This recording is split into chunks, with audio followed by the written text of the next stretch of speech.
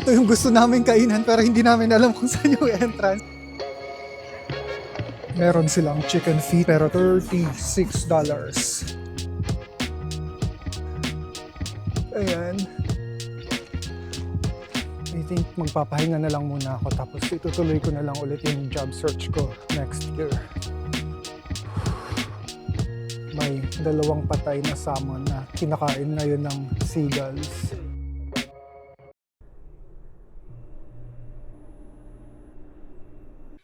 Grabe yung morning bloat ko. Oh my God. Tingnan natin kung maganda ba yung tulog ko. Yep. So, 82 yung sleep score ko. And natulog daw ako ng 9 hour 26 minutes. Which is good. Good. Pero sobrang late na rin ako natulog kagabi. I think dapat, oh my God, ang dilim na naman. Good morning, Mr. Rhino. Do you wanna say hi to them? So, ang temperature daw today ay... kaya hindi pa ako masyadong sanay gamitin tong watch na to. Pero, sobrang cloudy day today. Ayan, I think uulan na naman. So, pero, aalis kami mamaya. Manonood kami ng Wicked.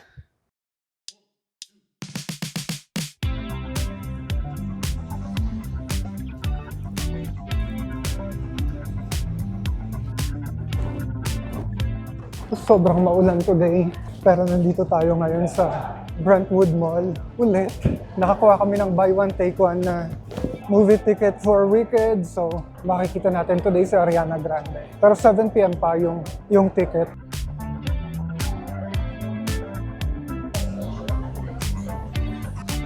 Actually ako rin. Kumain kasi kami bago umalis. Pero oh my God, ang sarap ng mango cheese tart. So nandito lang kami sa food court, nag-window shopping ng mga pagkain. Medyo maaga pa kasi. Hindi kami makapag-coffee dahil hindi namin maubos kaagad yung coffee and hindi rin namin pwedeng ipasok sa loob ng movie. So dito na lang muna kami tatambay. Just ang ganda dito. Let's go, you're gonna be popular. Nilipat nila yung hingian ng ticket dito sa malapit sa restaurant.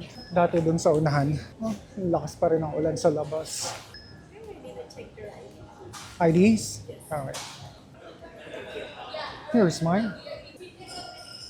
Thank you. Yeah, so hindi naman pang 18 years old above yung movie pero lagi nang hihingi ng ID dito.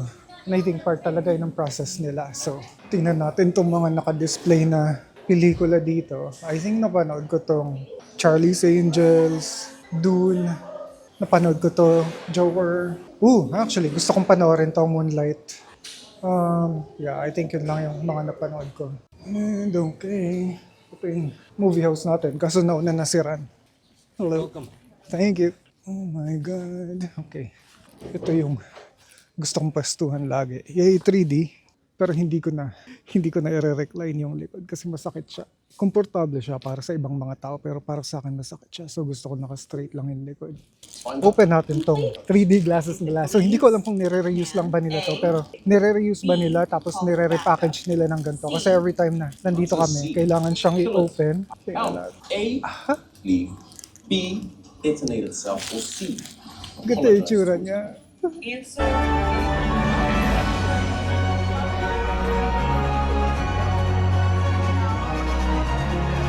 Mas magaganda yung kanta nung first movie. I think nandun lahat ng mga magagandang kanta. Pero overall, maganda pa rin tong second part. Hindi ko lang sure kung bakit pa mystery or hindi nila pinakita talaga si Dorothy and iba yung kulay ng sapatos niya. Pero parang nakuha naman yung ginamit nilang decoy for Dorothy. Parang kahubog naman nung gumanap na Dorothy nung 1930s, 1940s. If hindi kasi pinakita yung mukha. Pero ayun, para talaga siyang si Judy Garland. And sobrang maulan pa rin sa labas. Pinag-iisip pa namin ngayon kung uuwi na ba kami or pupunta kami ng downtown para mag-dinner. And oh my God, parang may tornado din dito sa labas. Ang lakas ng hangin. Mabuti na lang raincoat din ako.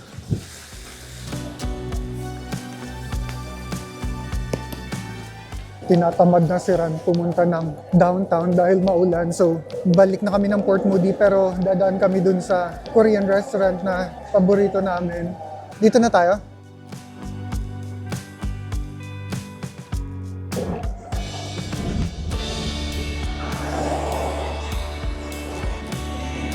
yung ticket today, buy one, take one. Pero yung ticket last week dun sa Bugonia, free talaga yon. Pero hindi siya 3D. Okay din, na-enjoy ko rin na nakakapag-movie. Courtesy of Royal Bank, RBS, Royal Bank of, RBC, Royal Bank of Canada.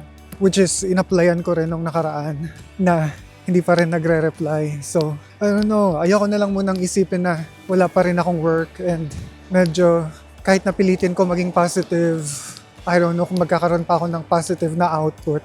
Parang this week gusto ko na lang muna magpahinga. Titigilan ko muna mag-apply sa Indeed. May tubig-tubig na tong lens ko. Pero ayun, nandito na naman tayo sa Lohid kung saan maraming mga Korean stores. And kakain tayo ngayon sa isa sa mga Korean restaurants dito. Okay, ito yung gusto namin kainan pero hindi namin alam kung saan yung entrance. So dito na lang kami sa mga gilid-gilid na skin ito dadaan. I think nasa mali yung nilikoan namin pero I think okay, ito na siya. Okay, mukha naman siya maganda sa loob. Let's go. Ha? Wait lang.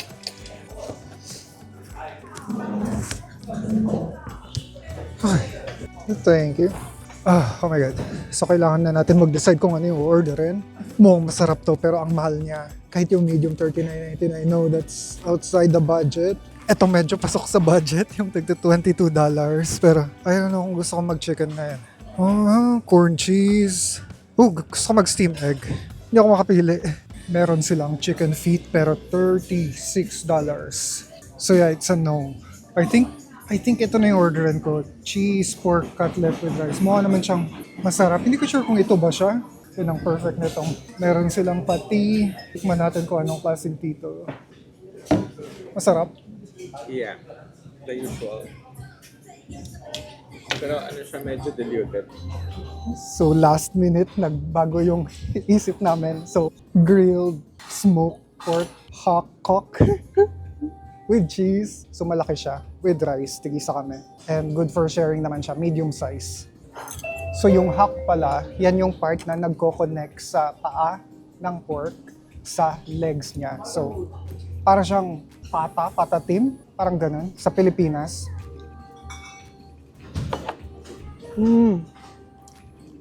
Yeah, so yung malambot na matabang part. Sarap. So pwede mo siyang kainin na parang sanggip sa... So ang sarap niya. So may litid-litid pa siya na part. Tapos meron din siyang balat. Tapos may taba. So ang perfect. Tapos pwede siyang isaw-saw dito. Stickman natin. Ang lambot. Tapos may cheese pa. Usually, pag niluluto namin ito sa bahay, nilalagyan namin ng black beans. Actually, parang may lasa siyang black beans content. Pero wala akong nakikita. And tingnan nyo yung cheese. Oh my God. Ang thick. Cheese.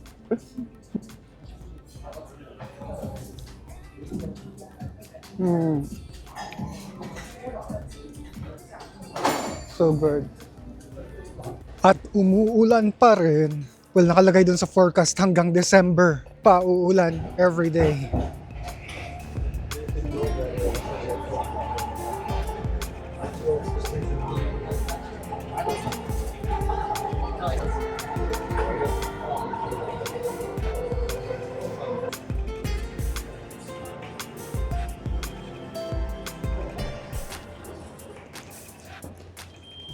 Dadating yung bus in 7 minutes and dito tayo sa loob ng SkyTrain maghihintay kasi malamig and basa sa labas. Pero tingnan nyo to, ito yung map na nilalakad natin kapag weekdays, yung buong shoreline trail. So ito yung Orchard Park kung nasan yung beach. Nandito sa area na to yung ruins. Ito yung bridge and ito yung Rocky Point Park.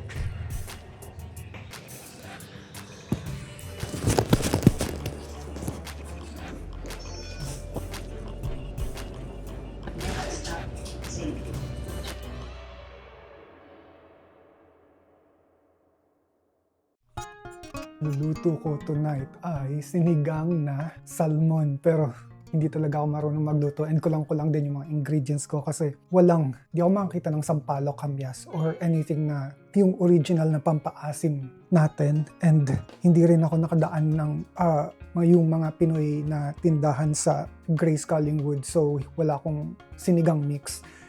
Pero gagamit tayo ng lime or para siyang yung malaking kalamansi, yun yung gagamitin ko, and let's see kung magiging masarap ba siya or makaka-receive na naman ako ng sandamakmak na reklamo. Ito yung lime na nabili ko sa grocery, 99 cents lang siya. So ito yung magiging pinakapampaasim ko. Walang kangkong dito, so spinach yung ilalagay ko imbes na kangkong. So meron naman akong kamatis, gabi. Hindi ko sure kung nilalagyan ba usually ng gabi yung salmon, pero lagyan natin ng gabi. Walang labanos dito, so itong, oh my god, nakalimutan ko kung anong tawag dito. Radish daw yung tawag dito, yan yung ilalagay ko. And wala ring siling haba, so itong jalapeno na mas maanghang siya than usual yung ilalagay natin. So let's go.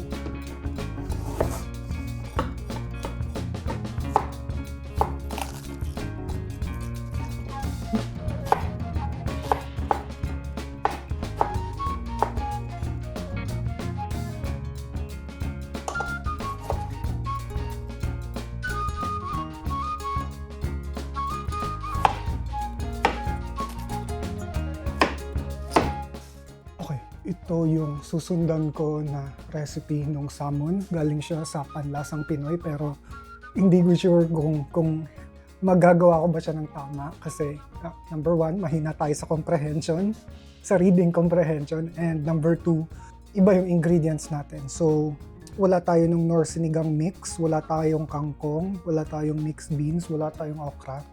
Wala tayo halos lahat. Salmon lang talaga yung nakuha natin ng tama at saka water. May patis din ako. Yun lang yung tamang ingredients na meron tayo. Hinintay ko lang kumulutong tubig. Okay, so kumukulo na siya. And kailangan ilagay ang tomato, onion at radish for 5 minutes. Hinaan natin ng konti.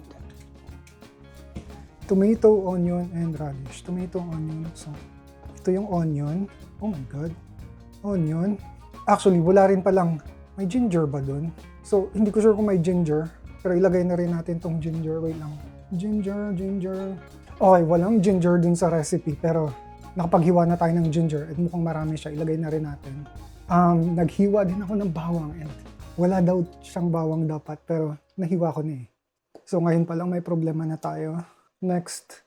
So, walang gabi dapat siya. Pero, naghiwa rin ako ng gabi. At dahil may gabi tayo, let's go. Bihira lang rin yung gabi dito. Tomato. At least yun, naitama natin yun. Ilalagay ko to ng isang buo. Oh my God. Actually, pinapalagay niya lang lahat ng mga... hindi pa pala dapat ilalagay yung onion. Pero nalagay ko na eh. So, may mga nailagay tayo na hindi pa dapat ilagay. Pero, radish at saka yung siling haba na lang yung matitira dapat. So, ilagay ko lang tong gabi. Okay, mukhang okay naman. Feeling ko magiging okay naman tayo. So, kailangan lang kumulo uli for 5 minutes. Tapos ilalagay na yung salmon. Actually, kailangan na rin daw pala ilagay yung radish. So, ilagay na natin siya.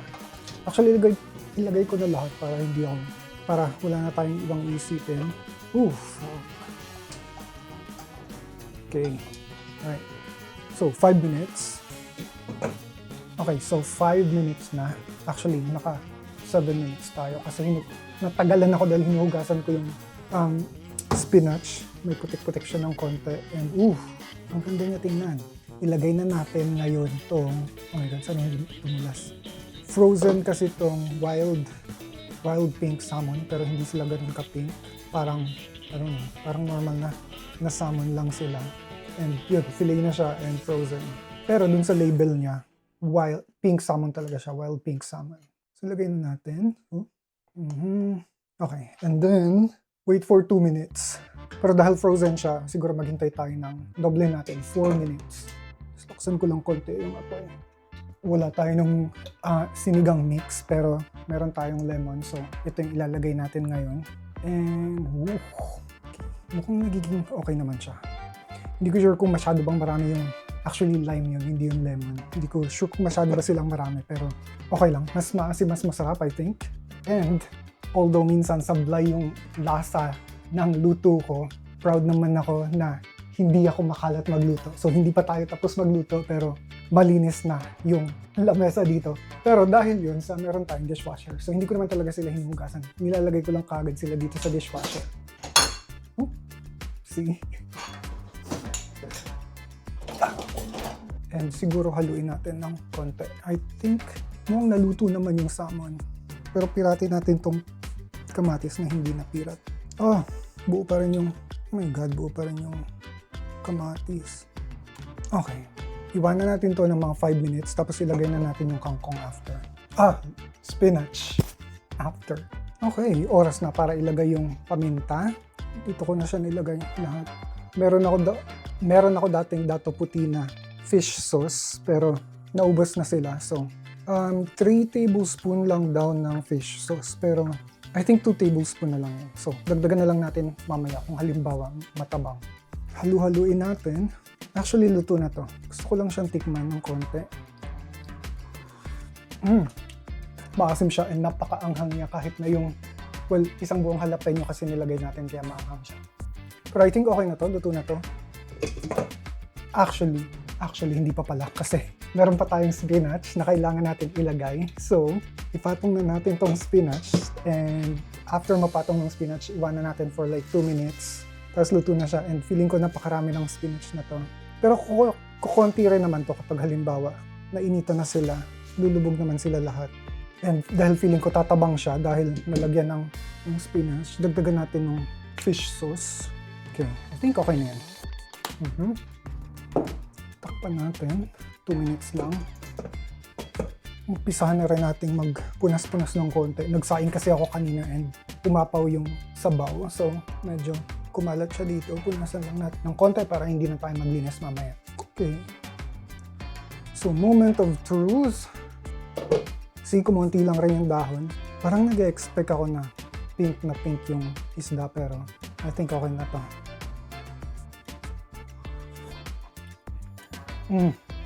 Masarap siya. Let's go. It's time.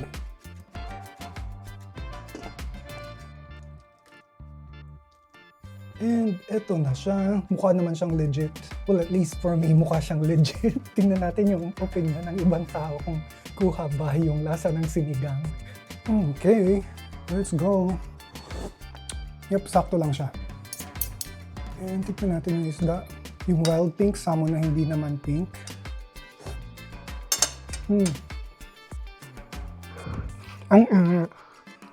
It's good. I like it. 10 out of 10. Nakalimutan ko na naman magdala ng gloves and medyo malamig today. And hello world! Pupunta lang ako ngayon sa beach. Nagtimpla ko actually ng kape and gusto ko umupo sa beach, magmuni-muni ng konti. And I think for the year, meron na lang naman ang isang buwan na natitira this year. I think magpapahinga na lang muna ako tapos itutuloy ko na lang ulit yung job search ko next year, 2026. Weird lang na sobrang iba na yung ambience nitong pathway na to. Hindi ko alam kung tinabas ba nila yung mga damo or namatay lang ng kusa kasi parang ang clear na niya. Dati napakasukal nitong area na to and parang 2 or 3 weeks ago lang ako hindi nakapaglakad dito. Pero sa gilid natin, ayan na yung dagat. Hindi nga lang siya beachy. Nandun pa sa unahan yung buhanginan and doon ako hihinto at uupo saglit. And gusto ko yung mga ganitong moment na walang ibang mga tao. Kasi pag summer, ang daming tao dito, usually. Pero, hello. And sana, tuyo yung mga buhangin para makaupo ako. Ano tayong pwesto? I think, tuyo tong buhangin dito. Moist. Actually, I think okay lang. Tolerable. Hindi ko sure kung maganda ba tong composition ng... shit. maganda ba yung composition nitong video na to. Pero, parang lately mukha na lang akong laging stress. Tsaka laging malungkot sa mga walking videos ko. Pero, nagbaon ako ng kape. And sobrang napaka-reliable nitong thermos na to. Minsan, inaabot ng 8 hours yung ilalagay ko dito na coffee and mainit pa rin siya.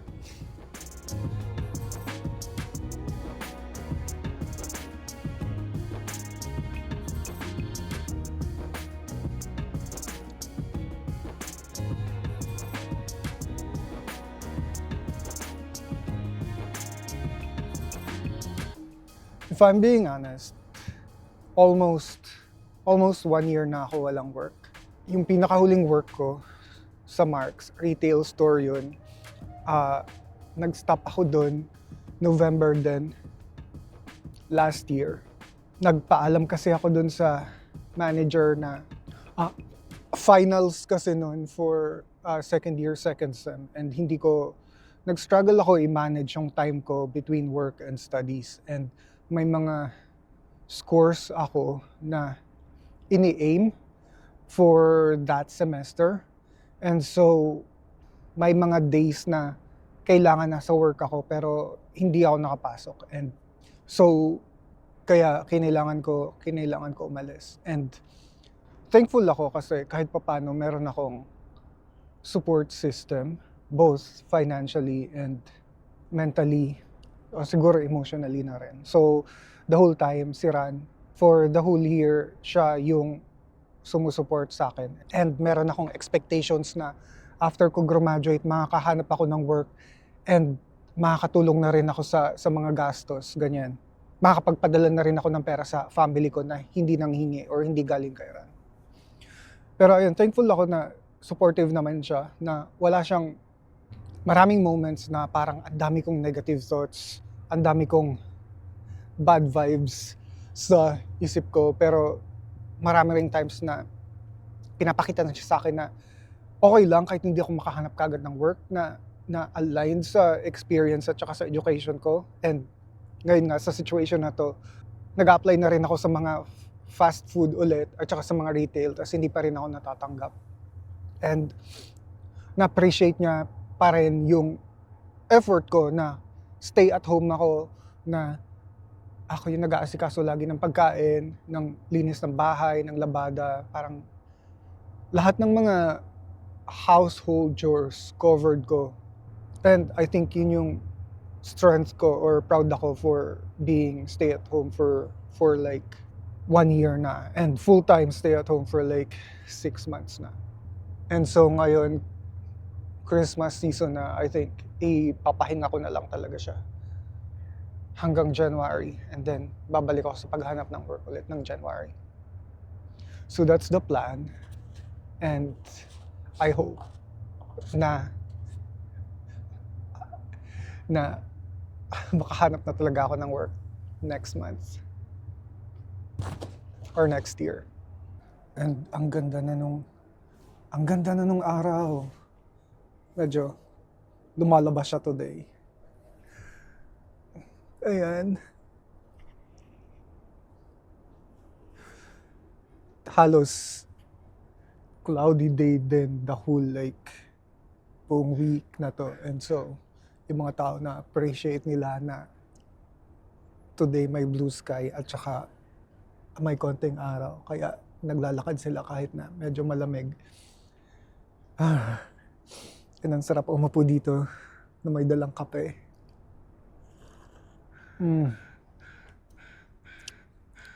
Perfection. Okay. Ang ganda nung moment na yun. Nakapag muni-muni ako konti.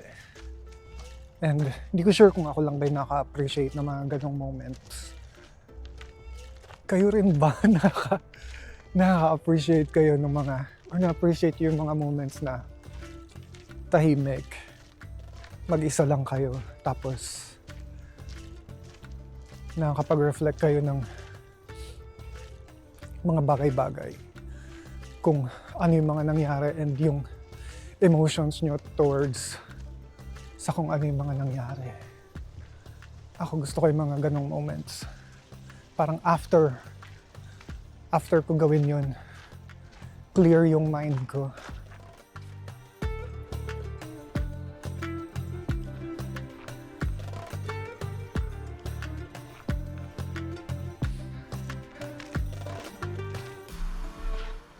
So meron dito mga naliligong seagulls at saka crows. Tapos dito sa baba, may 2 patay na salmon na kinakain ngayon ng seagulls. Well, circle of life.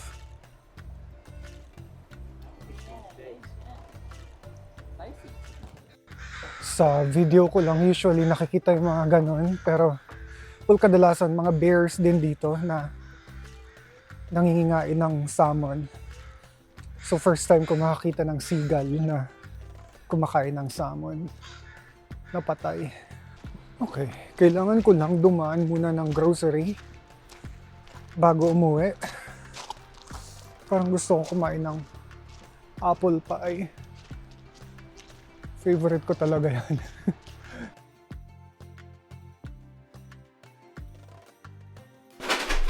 Ryan, do you want treats? Treats?